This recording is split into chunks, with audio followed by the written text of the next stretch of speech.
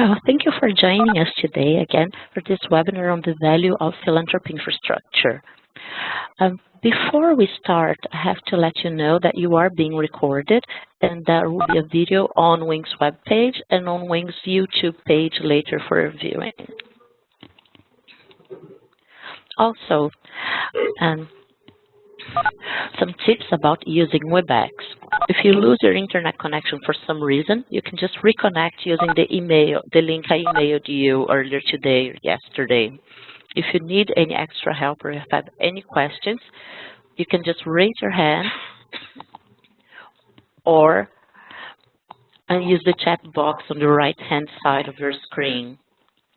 Also, if you can't hear our meeting very well, you can adjust your audio settings using the audio pane on the top menu. That's on the left, on the top left of your screen. And also, you can send messages on the chat box privately to any of the meeting participants or to everyone.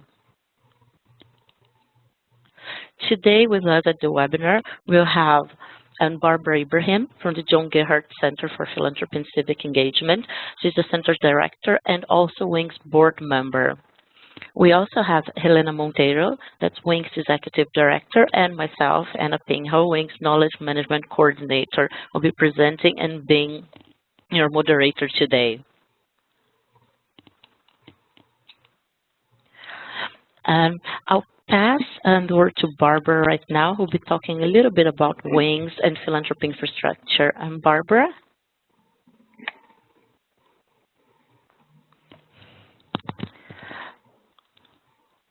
Can you hear us? And Barbara is apparently having some trouble speaking, so we'll start with the webinar and let's see if she can join us shortly. So, a little bit about Wings. And Wings has a global mandate. It's a network of over 150 grant-maker associations and philanthropic support organizations, and we're in more than 50 countries right now. Together, Wings members and network participants represent over 22,000 philanthropic entities and foundations and grant-makers from all regions around the world. And Wings network participants and members mobilize over $140 million a year. Our mission is to strengthen, promote, and provide leadership on the development of philanthropy infrastructure, mainly through programs of peer learnings, regional meetings, and webinars as the one we're having today.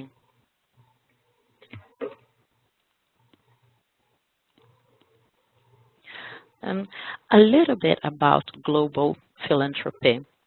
So, there's not much data, as you probably know, about global philanthropy, and while underestimated. And we believe, according to the Hudson Institute, that there was 56 billion that it mobilized $56 billion in 2010. That's $3 billion more than 2009. So even though underestimated, you see that global philanthropy mobilized quite a lot globally. And if you add to that remittances and private capital investment, that adds up to $575 billion. That's 82% of all the dealings of the developed world and engagement with developing countries. So, to help these organizations doing such a great work and improve their work and improve their efficiency, organizations and improve the challenges of their work, because there are several to them. So if you are an organization dealing with global philanthropy infrastructure, you have to deal with burdensome legal and regulatory environments with standards that actually do not exist for their work, transparency, and issues of legitimacy as well.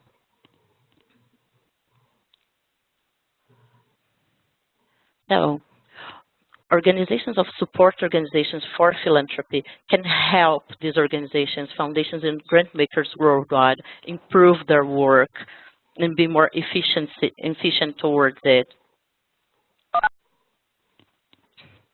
And I think Barbara Ibrahim has just joined us. And Barbara?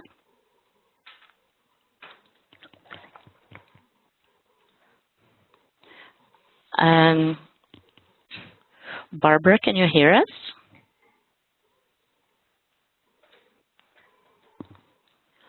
And I think Barbara is still having trouble connecting with us and speaking.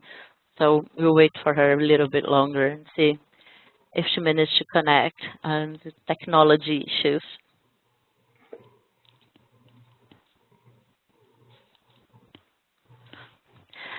As we continue, for organizations, for foundations and grant makers worldwide to deal with the challenges mentioned, philanthropy infrastructure can be a big help. So infrastructure in a general sense is just kind of basic physical kind of structures that are needed for the operation of an enterprise. And we can think of that in general term and what it's normally thought of, kind of roads or rails or broadbands or connections that are vital for society to work. And it's also vital for philanthropy to work. And that's a more kind of soft infrastructure. No, in philanthropy and civil society, infrastructure refers more to processes, relationships, and cultural norms instead of hard infrastructure such as roads. Oh, out of that idea that philanthropy needs an infrastructure for it to work as well, we see a theory of change emerging. So we see support to philanthropy as a means of making philanthropy more effective so that foundations can have better programs and develop better solutions for social problems.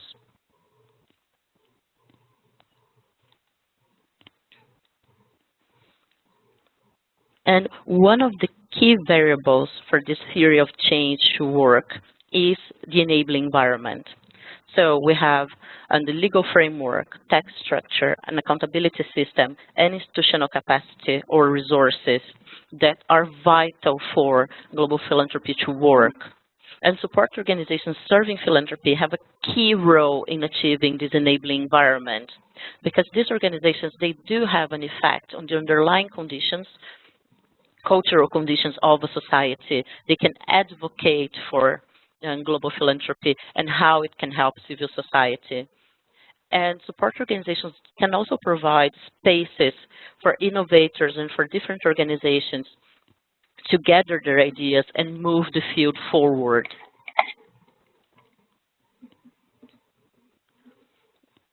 So, as some of the key functions these organizations, support organizations, can have and can provide the sector are service provision of advice, information, or peer learning conferences or convenings to get foundations together and to think together about the sector.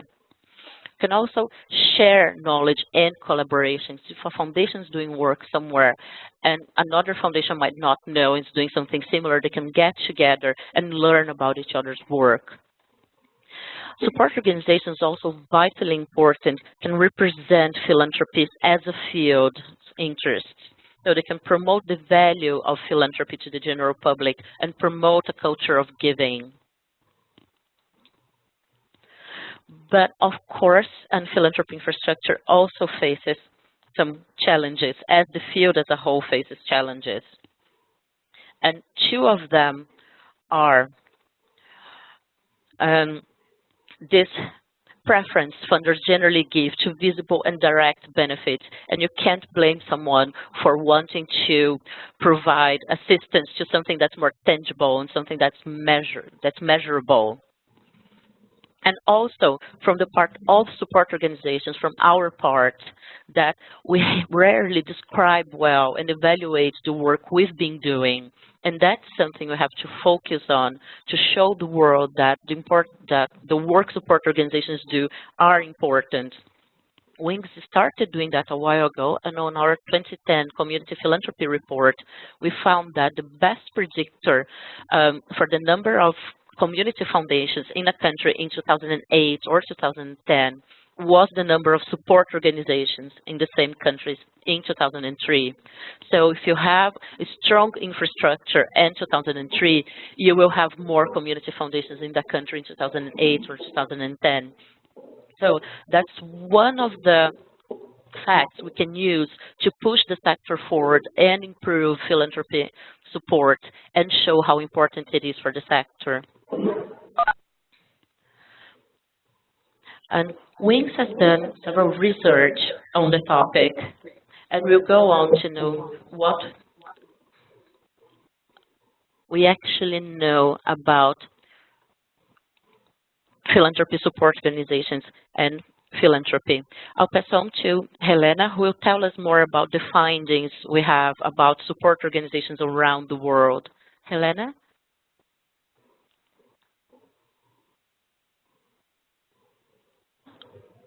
Thank you, Anna. Thank you. It's a pleasure to be here and to share with you, the findings of our report, which represents a very important step in our efforts to systematize information on philanthropy infrastructure and have a more collective view of support of philanthropy and strengthening the field worldwide.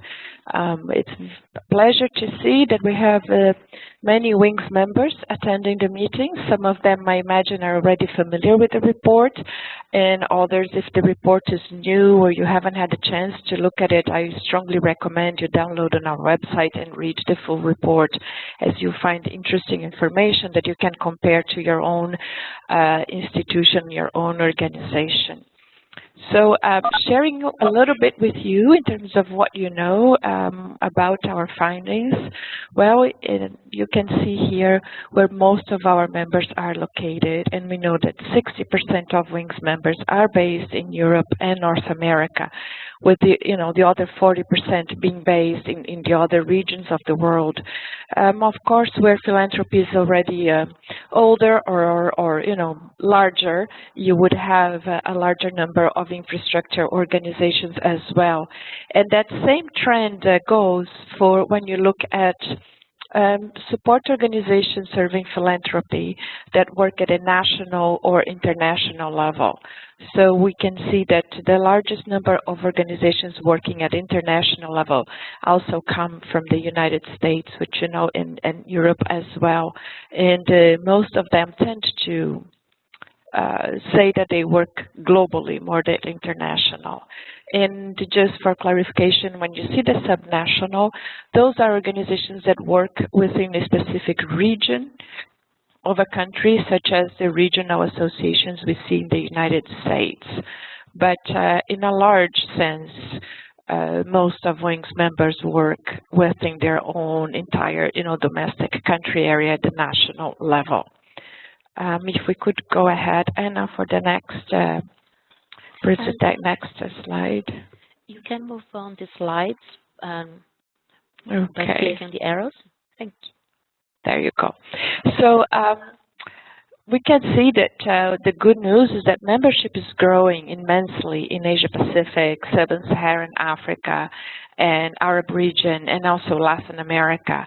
As new organizations are created, as philanthropy grows, support organizations also grow. So we see the growing of membership associations, of informal networks, of donors, social investors, grant makers, foundations, like a composition of various actors in the sector that get together on a network to share knowledge or gain capacity or gain more influence to act on behalf of their interest in a specific region.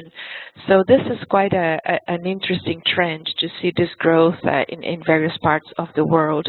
And you can see by the distribution of the countries that 2001, there was quite as a mean average, there's quite a growth in Europe and Asia Pacific. And Latin America, very similar for 99, and Sub-Saharan Africa, 2002. What we have seen more recently growth is in the Arab region, where we can see, that the growth has gone more recently. In Europe and the United States, we see that in the 80s and the 90s was a rapid growth, the formation of these organizations, of infrastructure organizations, and then consequently they spread to other regions of the world. Looking globally, the peak of the formation of these new associations was reached in 2000. So we have that as a main peak for the creation of these associations. Now, if we look why is it so we cheer so much, the formation or the existence of support organizations or networks and associations serving the field of philanthropy. What is it that they do? And they offer quite a lot of very useful services. And after doing, we had a survey from organizations from 52 countries, and we could identify, a range of 7 services that most organizations tend to offer.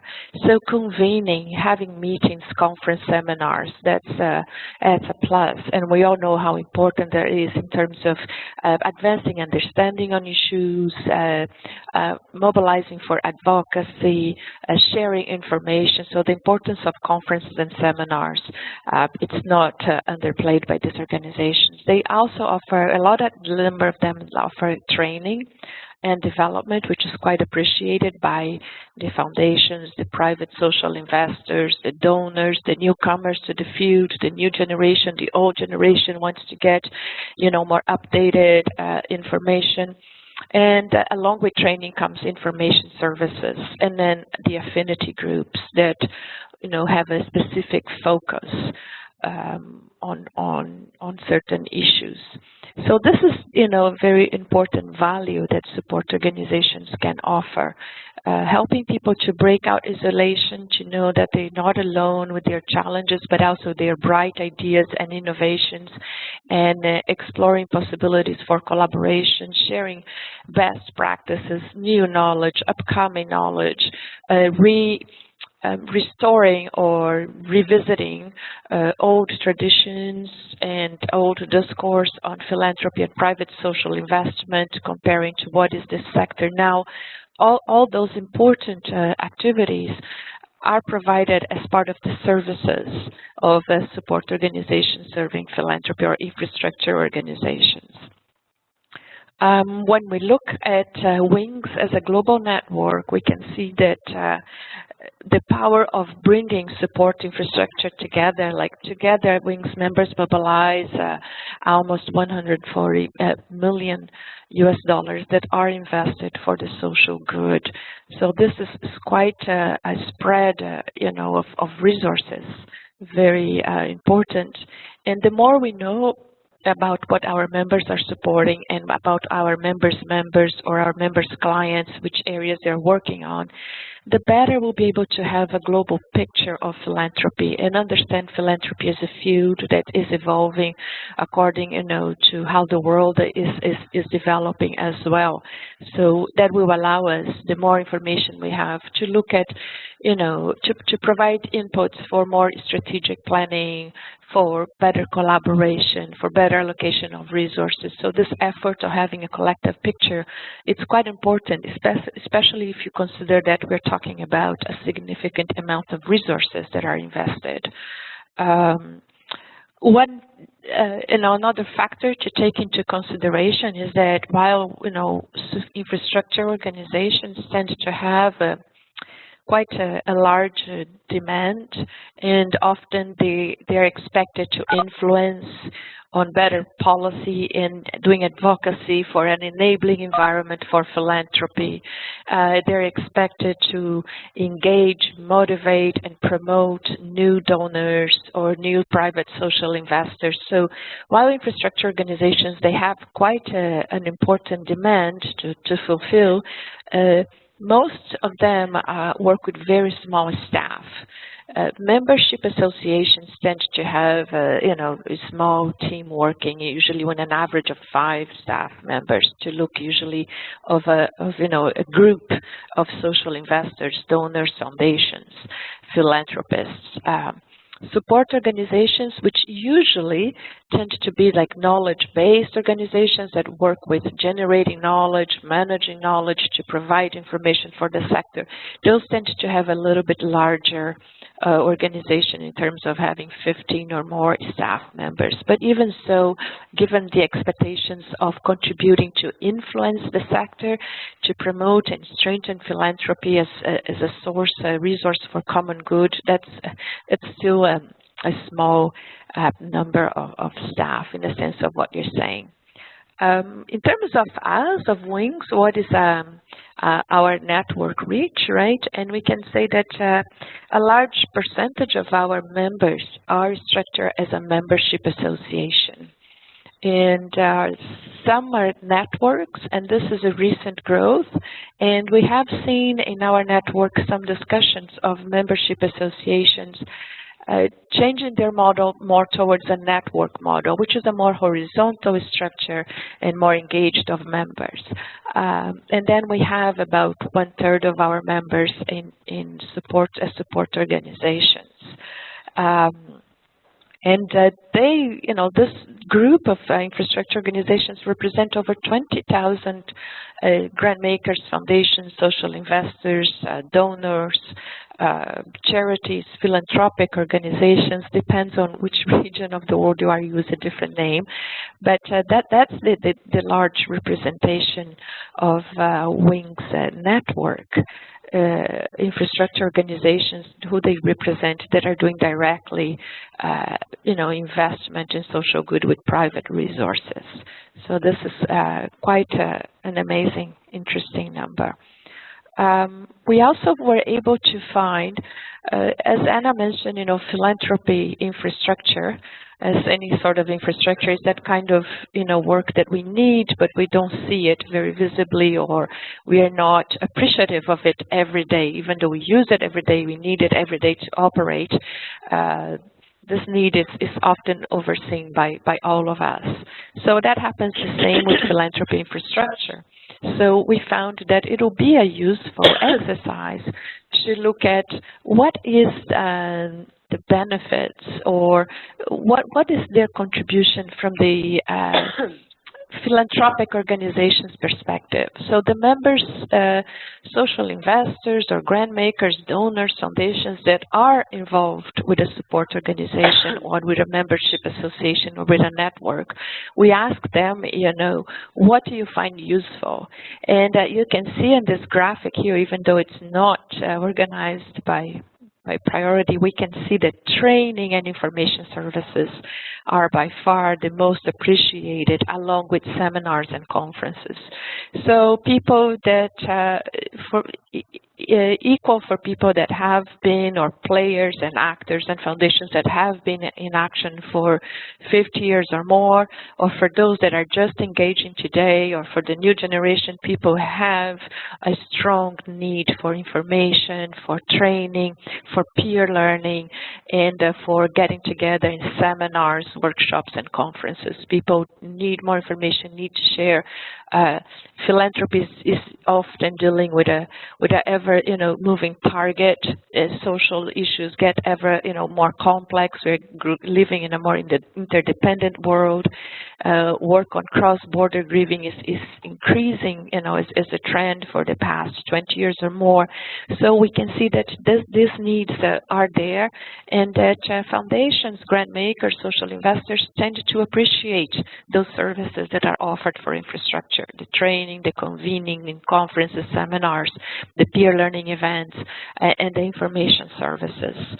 Advocacy is also very appreciated, and as well the affinity groups. So it's a way that we can clearly state the benefits or the contribution of support organizations.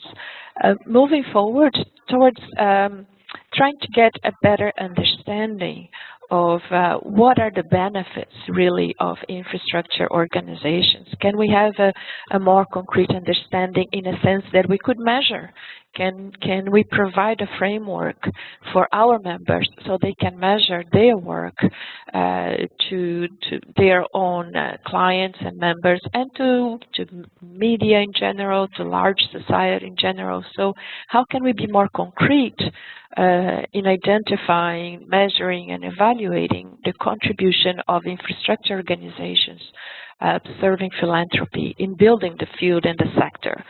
So we proposed and we came up with this framework that we are calling the 4 Cs, and of which we will greatly appreciate your input. If not today, reactions can come at a later time through writing a blog on our website or starting a discussion by email, but we certainly appreciate your input, as I see many of you are WINGS members or members of WINGS members. So for the 4 Cs, what we identify is the first C is the connection, and that is relating with building relationships. We know that support organizations, infrastructure organizations serving philanthropy, that's what they do. They build relationships, you know, and then respondents highlighted the value of connections that made for them by infrastructure organizations, whether for networking, for peer learning, for sharing, or even for collective action purposes. So people really appreciate that being part of a network or of a membership association or working with a support organization serving the sector, it strongly helps them to feel connected and to build relevant, meaningful relationships with other players in the sector. So bringing organizations together to build relationships is at the heart of many of our members, and it sums up one survey member said that the main value and really useful support for us is the management of networking communications and meetings with other foundations working on the same field or with similar approaches than us. So people like to share or have that need in terms of improving their work, gaining clout through affinity groups, to work or move the agenda or on a specific issue area. So connection is clearly a strong contribution that infrastructure organizations provide to foundations, grant makers, and private social investors. Capability is also very much visible in a sense that infrastructure organizations, they help to build skills, knowledge, and expertise of members and clients, right? So foundations representatives noted that, you know, foundations and other philanthropy organizations, they can develop better skills, better knowledge, and expertise to use their resources more effectively.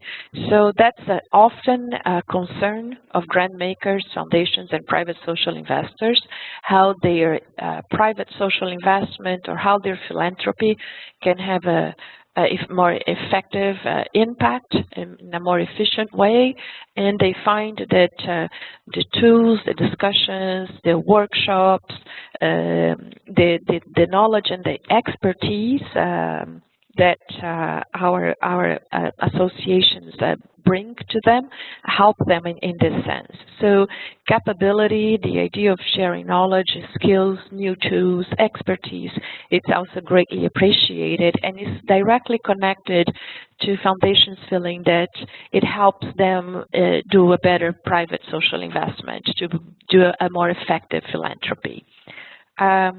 Capacity is also very much appreciated, even though often infrastructure organizations seem to have a small capacity for having maybe a small team of staff, but they are also large in capacity in the sense of the reach of the network that they represent, or the members, the influence of their members and clients. So they can play a very strong role in terms of building resources, and these services of infrastructure organizations help generate not only money, but other resources for the field, and generating resources for building the field as a whole.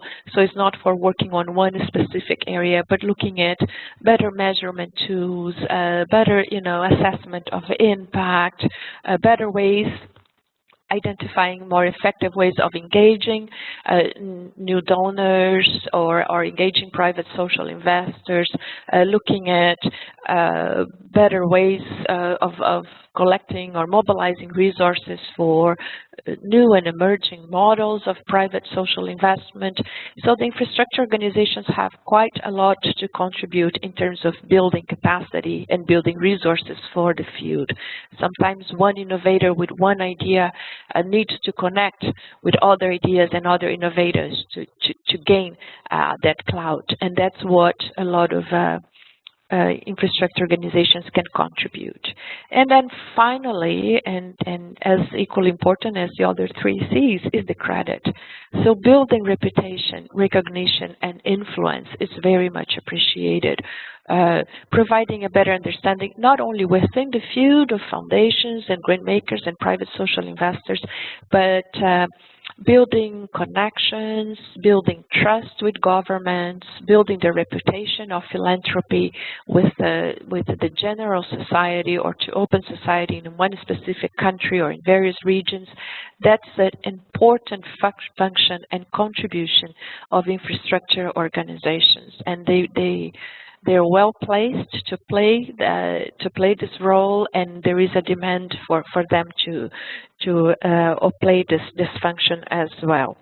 So in a general sense, those were the main 4 C's that we identify as a framework of looking at the contributions, the benefits, and the power, if you will, of infrastructure organizations supporting philanthropy in contributing for building the field, building the sector of philanthropy and strengthening philanthropy worldwide, might it be to work within the borders of one country or internationally or globally.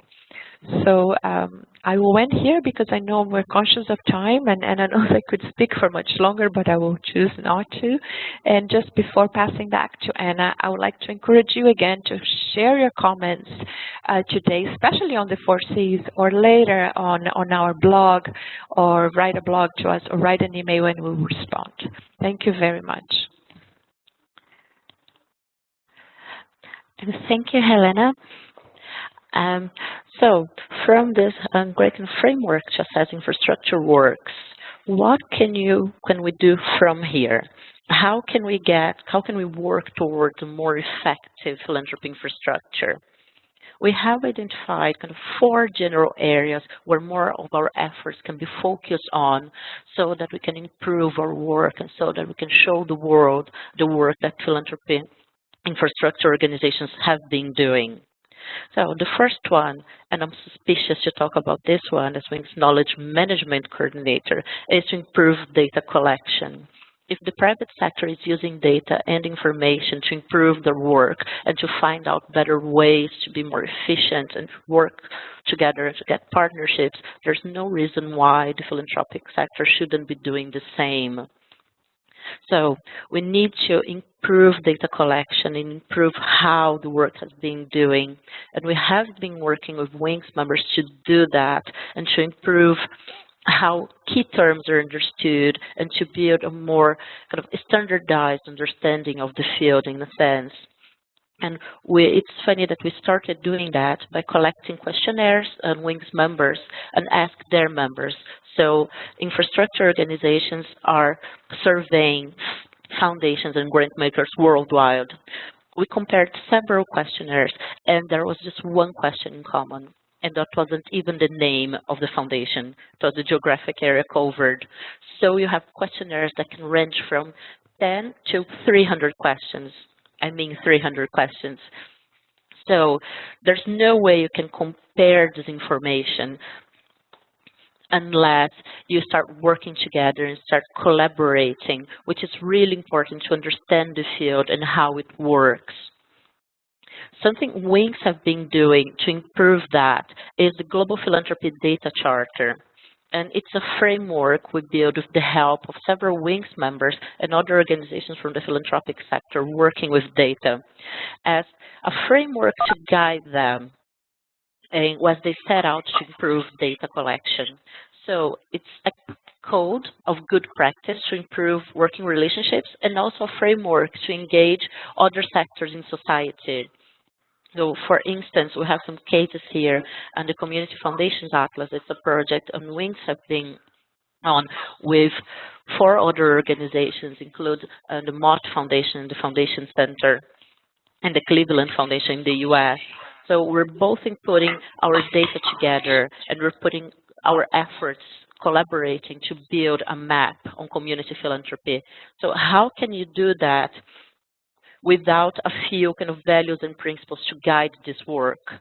So we use the data charter on our work together with each other to say that we'll make sure the data is accessible, that there is quality in this data that's going to be accurate and reliable. And we also use the charter to show people providing the data, organizations providing the data, that we would be considerate and respectful of the data they were providing to us, and that we would be very open to their opinions and to third parties, that we were adopting principles of good practice while dealing with their data, that we weren't going to publish anything without their permission, for instance. So using the Philanthropy Data Charter was a great actually starting point for the work. So our work together as collaborators was improved, and our relationship with data providers was benefited as well.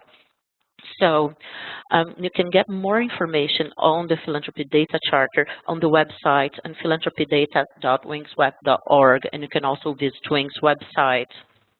All right. The second area we identified where we do need to improve for more effective philanthropy infrastructure is updating practice. Because an infrastructure field, it has evolved quite a lot, but organically, over a long period of time. So there is a need for more standards and for more systematization of the work. So identifying what we've been doing and comparing how we're doing that is very important to update these practices of the sector. We have started doing that by mapping services and our members organizations provide. So you can see a list here on our new Wings map of services provided by our members. So we have advice service, advocacy, affinity groups, conferences and seminars, information services, peer learning, and training. So now on our website and our new map, you can actually search organizations by the services provided or their annual budget and the number of members or clients in case of support organizations. And so you can compare organizations, you can see what your peers have been doing. So here, when we search by membership organizations, support organizations, or networks with different numbers of clients and members and different annual budgets, but searching them by conferences and seminars and peer learning, you can see that in Russia, 2 organizations offer these services. We have CAF Russia and the Russian Donors Forum. And by clicking in any country, you can see that, or you can see the information by region too. And if you want to go further with that, you can check, by instance, how a small organization that has between 1 and 50 members or clients with a small budget of between $50,000 and $200,000 can offer their services. So you can see here that the number of organizations offering services has decreased from the previous slide. But you can narrow down what you're doing, and if you're interested in knowing how you can provide services to a small group of grant makers or foundations with a small budget, you can contact organizations that are pointed on the map, so they could have ideas or they could have practices that can share with you.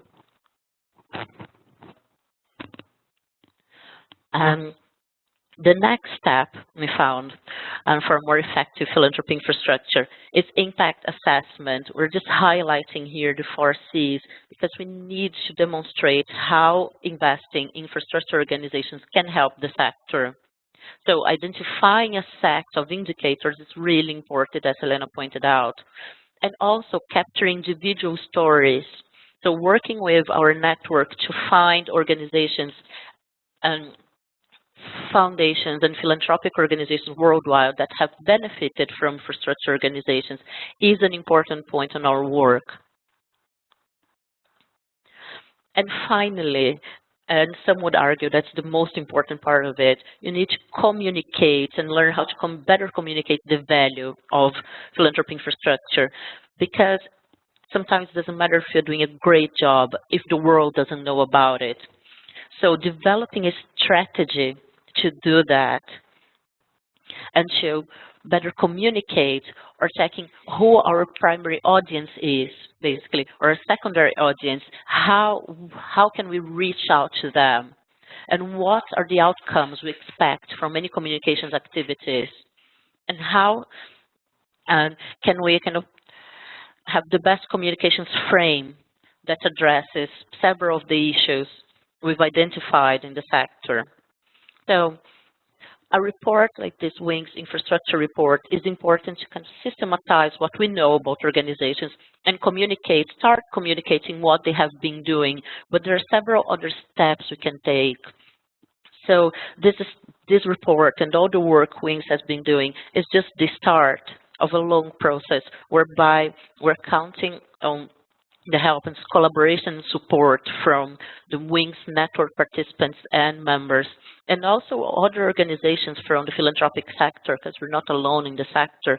So if we can join forces and start working on these points to improve philanthropy infrastructure, we'll have a better philanthropic sector as a whole, and help civil society more effectively, which is the ultimate goal of philanthropy. So, as Helena said, I can also talk for ages. So I'd like to hear from you and open up the floor for questions. Just to remind you that you can raise your hand and unmute yourself by clicking on the mic kind of button next to your name. So if you click on it, you unmute yourself and you'll be able to speak.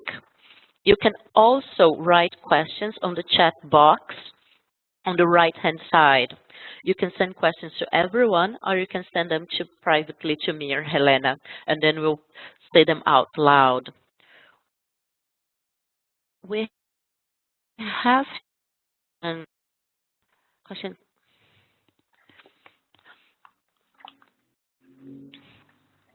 Anna, can I make a comment? I'm having trouble with.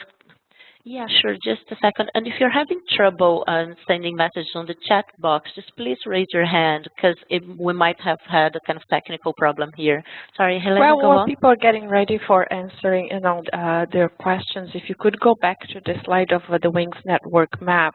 I just want to emphasize, especially for the Wings members that are on the call, I know this webinar is open to members and also partners, but if you are a Wings member, I wanted to emphasize that this is a tool for you. This is your map. We built this for you. So this can be useful. You can look for other organizations in the world that have the same size as you, or that are as old as you, that were created in the same year of you, or that offer the same services, or that have the same shape if you're a network or association or a support organization. So you can see yourself where you're placed within this network, or you can find organizations that are much larger or much smaller than you. They are in a specific country or in a specific region. We have had experiences in the past of people looking at, well, I want to invite someone from abroad for my next conference next year, and let me see who can I invite, and through here you can find connections. So we hope that this is a more interactive map than the one we had in the past, and then this is a tool for you. So as you start using the map and you see you have comments, ideas, or questions, or suggestions for improvement, please talk to us. Let us know how we can make this even more interactive and more useful for you. And I hope you will have time. I know that you usually are overworked and understaffed, but whenever you're trying to connect globally with other members, I hope you find time to play with the map a little bit and to see all the new features we are offering in this tool. So that was all on my side, Anna. Thank you. Thanks, Helena. There's a question here from Julia. And what could be key indicators of positive impact of infrastructure organizations in the philanthropic sector in general to foundations? So I guess how can we better use the 4Cs as an indicator of positive impact of organizations? Maybe I could start answering the question that the factor I mentioned from our community philanthropy report, that you can see that if you have a support organization in a country, normally a few years later you have a stronger sector, and more foundations country is already an indicator of how it works and the positive impact of it, but we just need more of that information, a mix of qualitative and quantitative information. So the 4Cs could help build a framework for that, and for more information like that should be put out in the sector in general. Yes, I think other indicators we can look in terms of related to the enabling environment. If collecting the success stories or identifying that are the legal frameworks and the regulatory environments for philanthropy improving or not. And so there are several indicators that we can look at. Flows of private social investment to society. So there are some quantitative indicators that can contribute to us in terms of linking the results to the contribution of infrastructure organizations. And certainly they're very important. So the more we work with indicators and the more we work with transparency for what our members are doing, our members' members and clients or philanthropists and private social investors, the more we'll be able to use indicators to collect and to measure progress.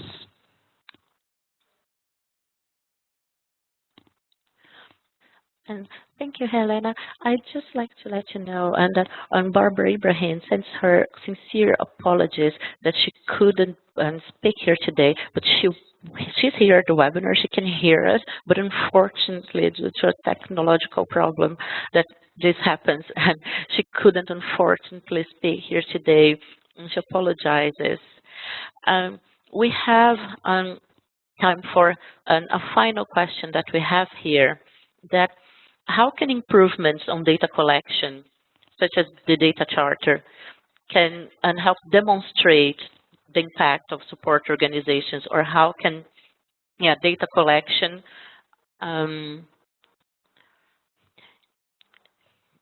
how can data collection improve to demonstrate the role of support organizations in the philanthropic field? So then again, as organizations, civil and society in general use data to maximize efficiency, the social sector should be doing the same thing. So by collecting this information, for instance, on WING's members and the services they provide, is already a huge thing. So we know what organizations have been doing and where, so we can analyze what works and what doesn't work. And then if organizations can share this knowledge and they can collaborate together. An example is one organization that came to us and said that when we compared the questions from support organizations, it was very useful for them because she could see that the questions she was asking in her organization hadn't been asked by any other organizations, so she could reformulate what she was asking foundations worldwide. So efforts like the data charter that can improve collaboration can help in data collection in these processes. Yes, also, Anna, I think we could add in terms of collecting data within the scope of WINGS, we're looking at collecting data at two specific levels.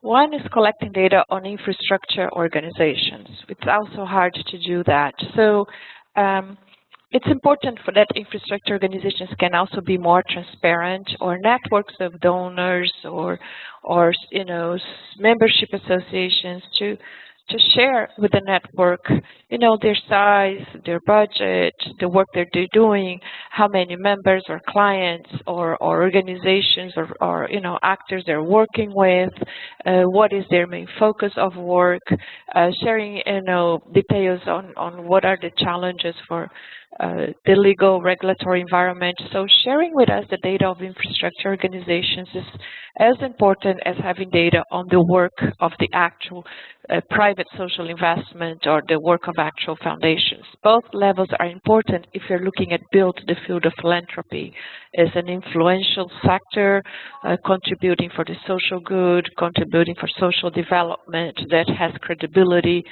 Transparency is important. So we are looking at managing information from the two levels, the actual philanthropist taking place, but also the work of infrastructure organizations. And the advantage that we can offer is that we can collect data within the scope and the safety of WING's network. That in a way we are like family, we're members here, and we can choose to share some information that's for the purpose of the network only to know. Doesn't need to be open to the entire world until we're able to process that information, turn it into knowledge, and then share with the larger, constituency. So I strongly encourage our members to share information about your work, about your size and scope, about your intentions for growth or not, because that helps us advance our understanding and for the sector, and also help us with strategic planning for the future, with identifying opportunities for collaboration, a series of benefits we could have by being able to have a better profile of who we are as infrastructure organizations and what we do. So we strongly encourage collecting data at this level as well in that sense, and we'll continue our efforts, and we'll thank you for sharing your information with us. And again, we're open to additional suggestions. Thank you. And thank you, Helena. I think we need to wrap up now. So thank you so much, everyone, for joining us. I'd like to emphasize that we're open to any kind of input or questions or suggestions you may have. You can please email us at WINGS or visit our website. And also, this webinar was recorded, and it's going to be on WING's website and WING's YouTube channel in case you want to share it with your colleagues or on your websites. Thank you very much for joining us today. Hope you have a good day. Thank you.